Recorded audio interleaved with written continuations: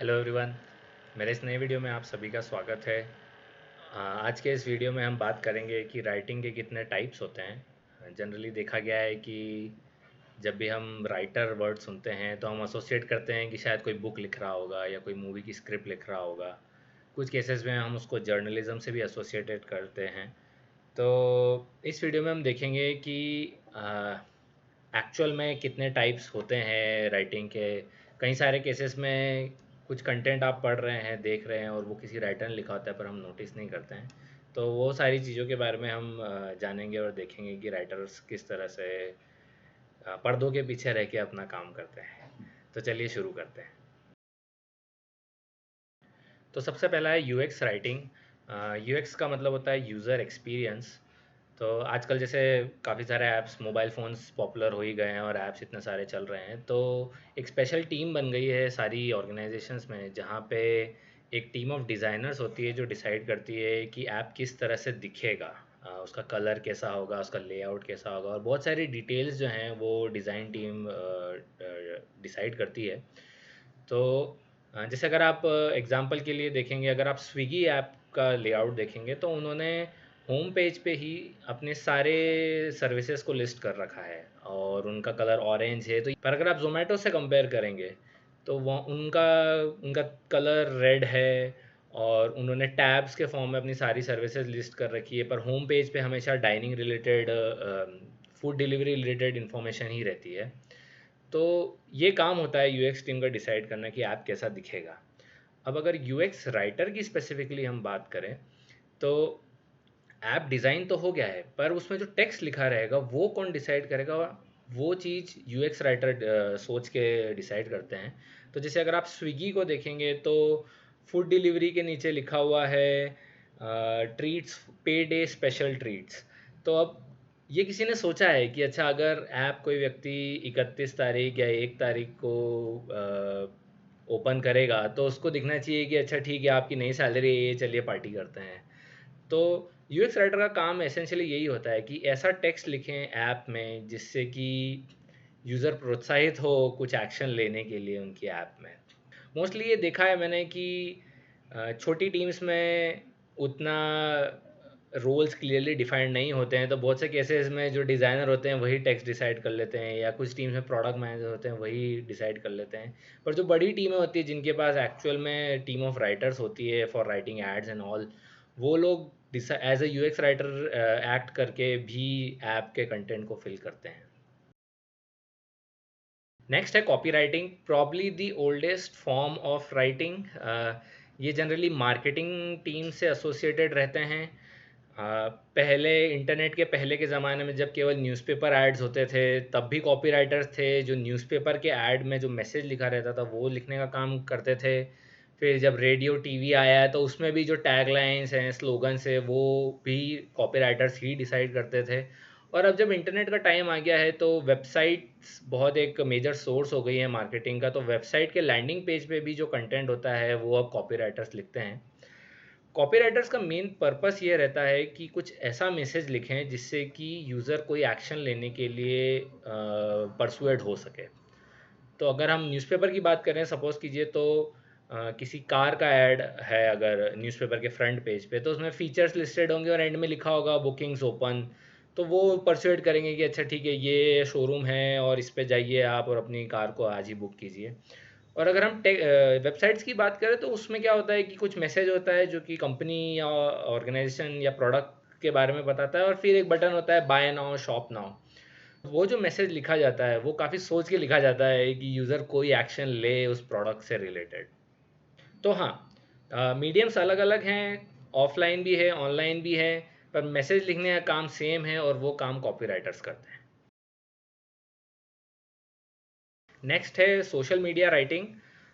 ये बहुत broad category है क्योंकि प्लेटफॉर्म्स अलग अलग हैं। इंस्टाग्राम है, ट्विटर है, लिंक्डइन है, यूट्यूब है।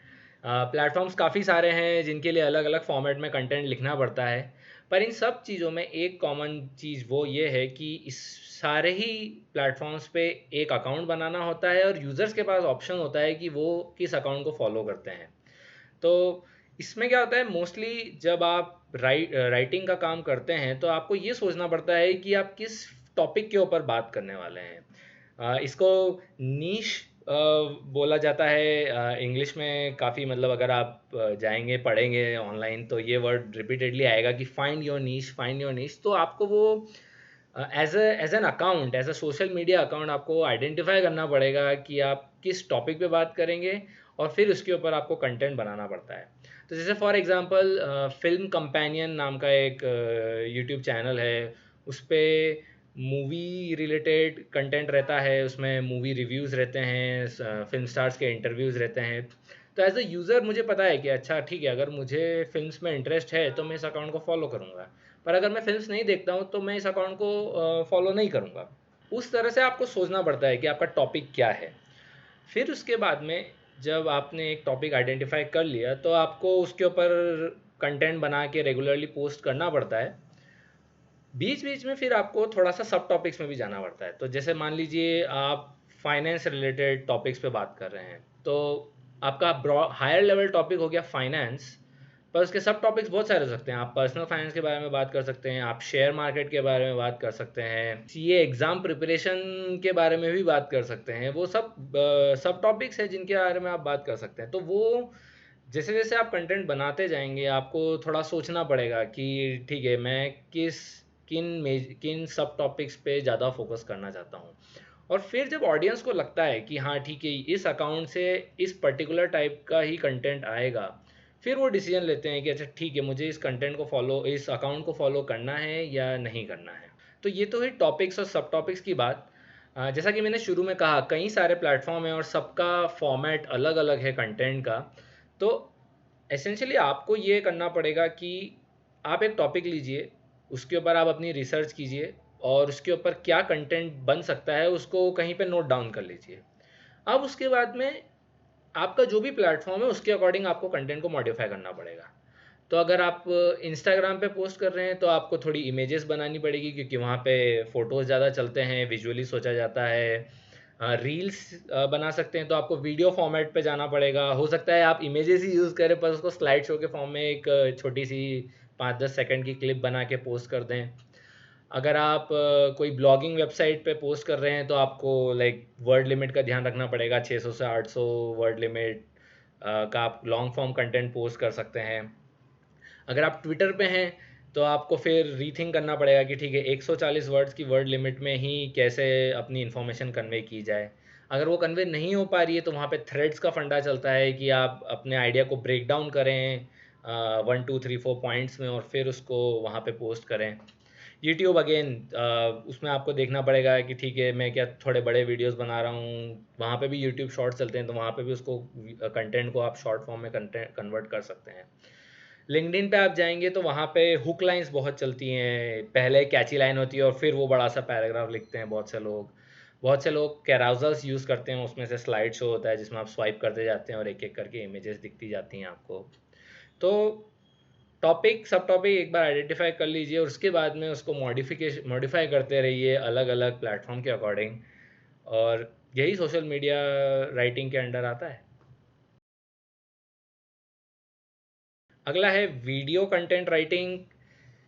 इसके बारे में मैं ज़्यादा बोल नहीं सकता, पर जितना मुझे समझ में आया वो ये है कि एक टीम होती है मूवी या टीवी सीरीज़ या शॉर्ट फिल्म्स की जो कि स्टोरी लिखती है, और फिर एक टीम होती है जिसमें स्क्रीन प्ले लिखने वाले होते हैं। तो एसेंशियली कई बहुत से केसेस में राइटर और स्क्रीन प्ले राइटर सेम हो जाते हैं और बहुत से केसेस में अलग अलग रहते हैं।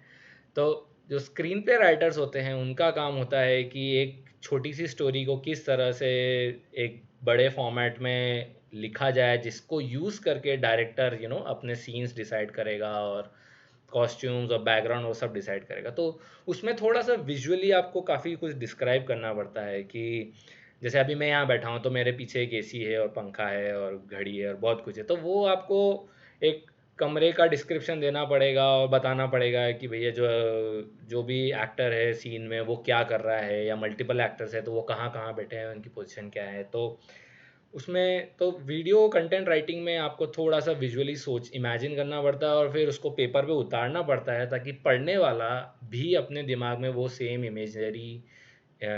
इमेज बना सके।